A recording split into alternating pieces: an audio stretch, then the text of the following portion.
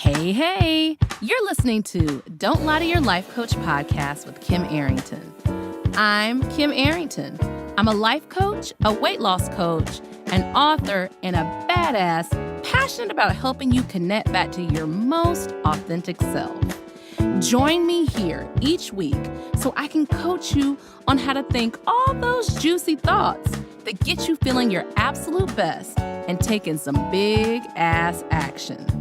Coaching has changed my life, and it can change your life too. I'm here to give you real life solutions to create a life you'll love. Because the truth is, boo, you ain't just got problems, you got options. Hey. Nothing says I'm recording my second podcast like finding a piece of lint in my hair. I think I got it out for this podcast.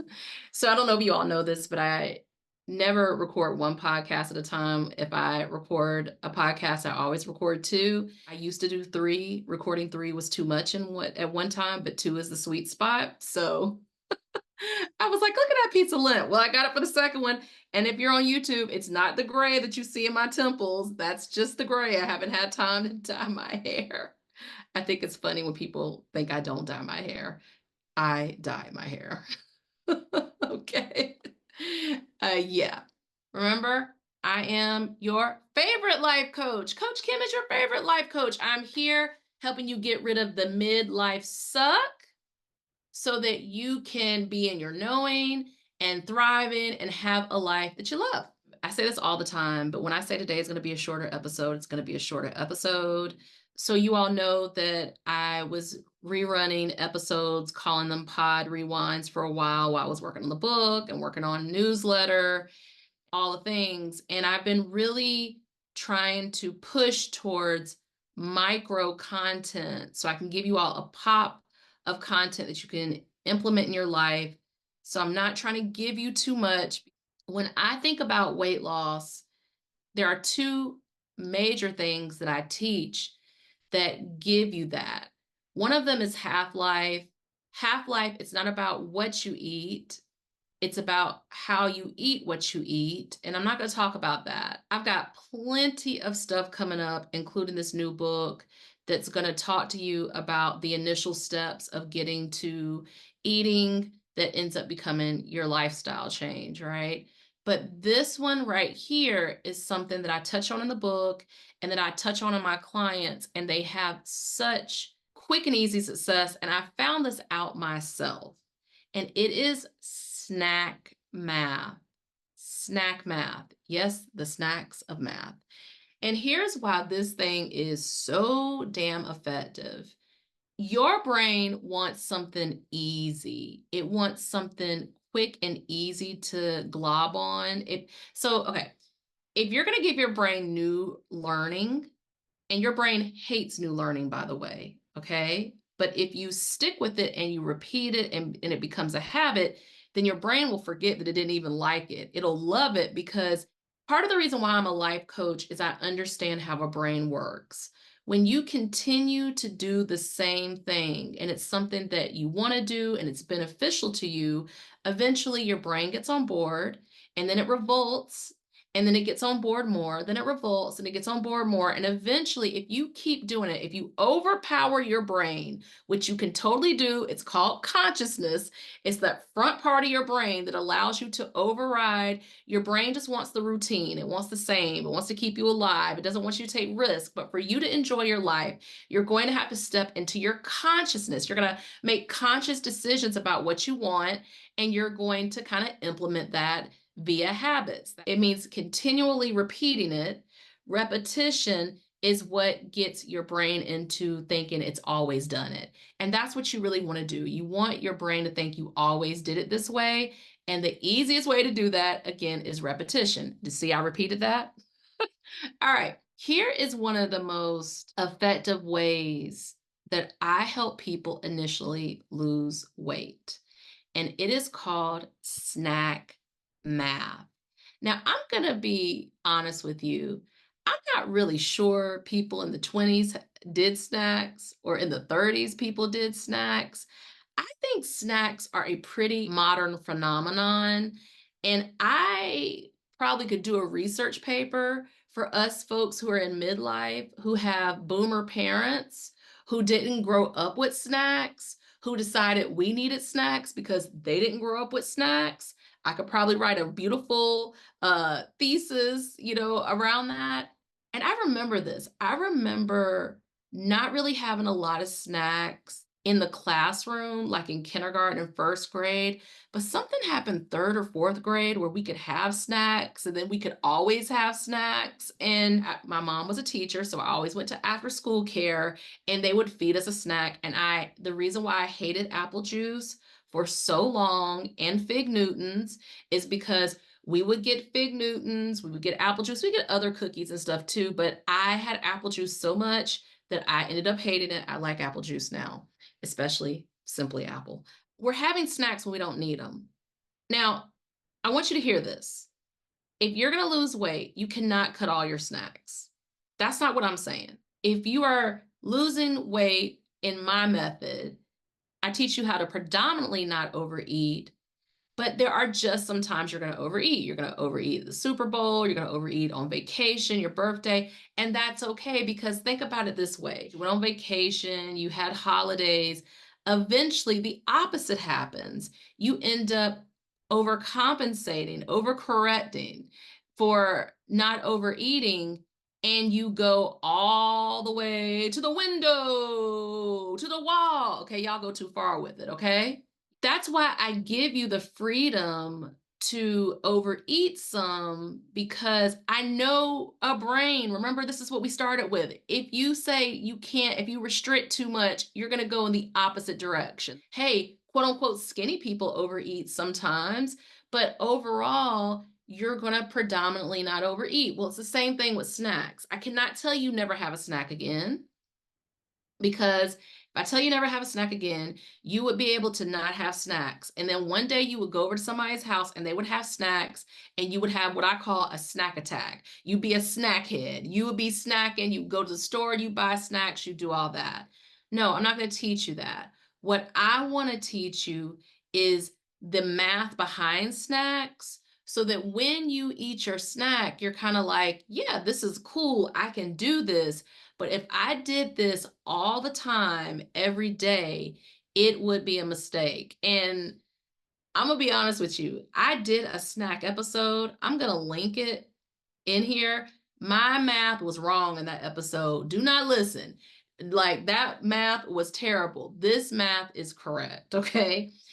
I want you to imagine that you have the two snack bags. Now, if y'all have kids or grandkids or your nieces and nephews or whomever, you get those little snack bags and they sit there and you say, oh, I'll have a snack bag. And it's small. It's designed this way. It was a like organizational psychologist who decided that the size of it, that you would think it was small, so you could eat another one and another one and another one. So two of those little chip snap bags, you're not going to say any brands. I don't need no lawsuits.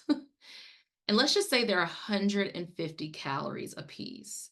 And you get one, you're like, "Ugh, I can have another one. It's better than me eating out the chip bag." Have y'all seen how many chips they put in the big bags now? They don't even put that many chips in there anymore. That's, what do they call it?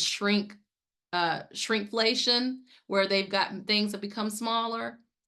So you have two of those bags, they're 150 calories a piece, and that equals 300 calories.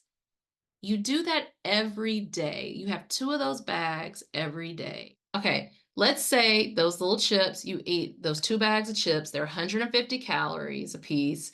You eat two a day, that's 300 calories. If you multiply that by 365 days and you divide in the amount of calories, you divide that by 3,500 calories, because that's how many calories are in a pound, then you get about 31 pounds of weight gain. Now, can I tell you you're going to gain 31 pounds? I cannot. I don't know how many calories you're burning. I don't know what else you're doing. Here's the thing. You're going to say, well, look, Coach Kim, I'm not going to eat 2 bags of chips every day. I'm not going to eat 6 cookies every day. That's what you're going to say. You're going to say that. Let's say you have a variety of snacks, but your snacks and expenditures end up being over 300 calories or over 320 calories, then your weight gain actually can be higher. Okay, well, Coach Kim, I'm not going to have a snack every day. I hear you, but let me tell you what snacking is too. You already ate your dinner, you keep going back. And before you know it, you're up to an additional 300 or 320 calories. It doesn't take long to get there. Well, Coach Kim, no, I don't do that. I go to Starbucks every day. Okay, well, let's look at the calories that are in an average 12-ounce latte. So the calories in an average latte can be 164 to 230. So maybe you don't get up to 30 pounds of weight gain. Do you see how snacks can end up getting you to an extra 10, at least an extra 10 to 15 pounds a year? And then in 10 years, if you're 100 pounds overweight, it could be the snacking. Do you see? A lot of times you all are like, I don't know how this happened. If you gain 10 pounds every year for 10 years, that's 100 pounds. If you gain 5 pounds super easy to do, I did it. You gain 5 pounds every year for 10 years, that's 50 pounds. That's what I call the yearly weight creep, where you don't even see it. I mean, you get it at the end of the year, you get it when you have to go to the next size, but you're like, wait a minute. 5 years ago, before the pandemic, I was this and I'm now that. We're not talking about that you went to the gym and you burned it off. We're not doing any of that. Y'all know how I feel about the gym after 40. The gym after 40 is for you to be strong, to decrease muscle loss, to bone loss, to be able to get off the floor when you get older, mobility, community. Yeah, all those things. But I do not think of the gym after 40 as weight loss because number one, most of us are not going to be in the gym that much. Our lifestyles are not set to be in the gym that much. And if we're doing our own workouts versus having a guided workout, we may not be even having the intensity. Those little trackers on our hands don't tell a true full story.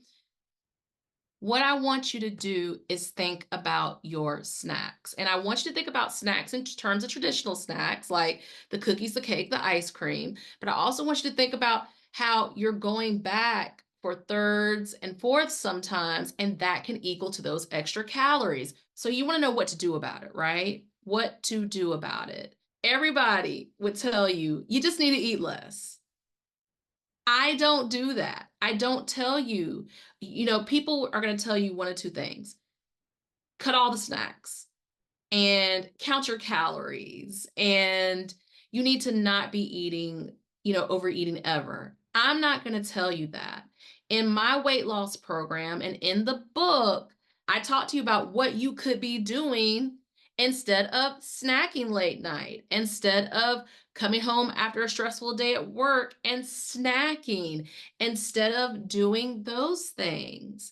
This episode isn't going to be about what you do. This episode is specifically about how your weight is going up because of snacking. It's not going up in the way you think. A lot of us think your weight's going up just because you are overeating all the time. It is actually going up because of you regularly doing the same thing that is a habit. That is a habit. So I want you to be thinking about that. Like this week, I want you just to notice your snacking. And if you could, instead of me telling you all the things you need to do to stop snacking, I'm going to give you this one big, meaty, damn delicious tip. You're going to just this week, if you are used to having snacks every single day, this is what I teach my clients. You're just going to, if you have, 2 snacks a day, you're just going to reduce that snack either by half or by like, say for instance, if you have 2 snack bags a day, you could still eat your snack bag, and then you can even eat half of the other snack bag, but you're just going to leave half of that half. So let me say that again. You're just going to leave half of one of the snack bags, okay? You're not going to get rid of all the snacks. That does not work. Or you can say, I'm used to eating these 2 snack bags. I'm just going to eat one, and you're fine. I'm used to eating 6 cookies. I'm going to eat 4 cookies, or I'm going to eat 5 cookies, or I'm going to eat 3 cookies. You're going to reduce.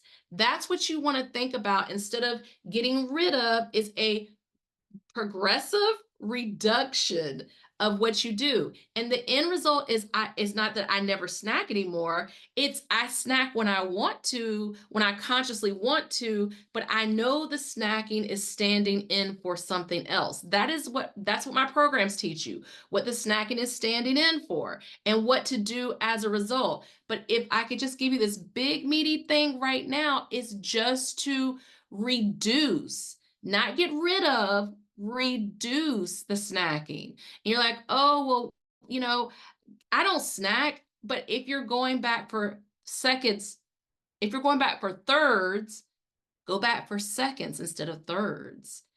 Just one reduction of something, somehow reducing it just by a little bit, and that begins to work. So what's the opposite of the yearly weight creep? The opposite of the yearly weight creep is I figured out I'm snacking. I figured out why I'm snacking, and I realized that I can do other things than snacking. You got to be in my programs for that. But for this, I want you just to think about reducing your snacks. Snack math smacks, okay?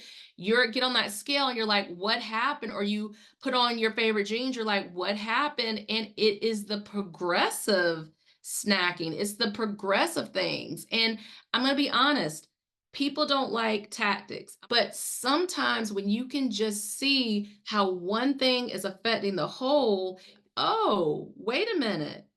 I can see that this is a thing.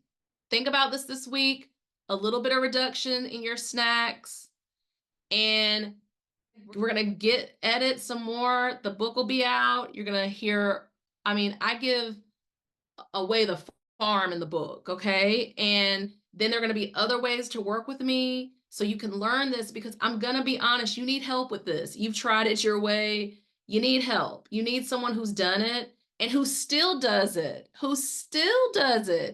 and is able to help you through these things, all right? Are you feeling what you just heard? Good. Repeat after me. You don't have to figure it out on your own again anymore. I'm here to help. Head over to kimarrington.com and download my free video series dedicated to getting you feeling your best right now. Look around, there's some good stuff waiting on you. Got questions? Well, we're always talking on the socials, so find me on YouTube, Insta, and the book. Don't be shy, y'all. Go listen to another episode or join me here the same time next week. Finally, don't keep good shit to yourself. Share this with a homie that could use some help too. Remember, we're not lying to ourselves anymore. We're not lying to our doctors. And you damn sure don't lie to your life coach.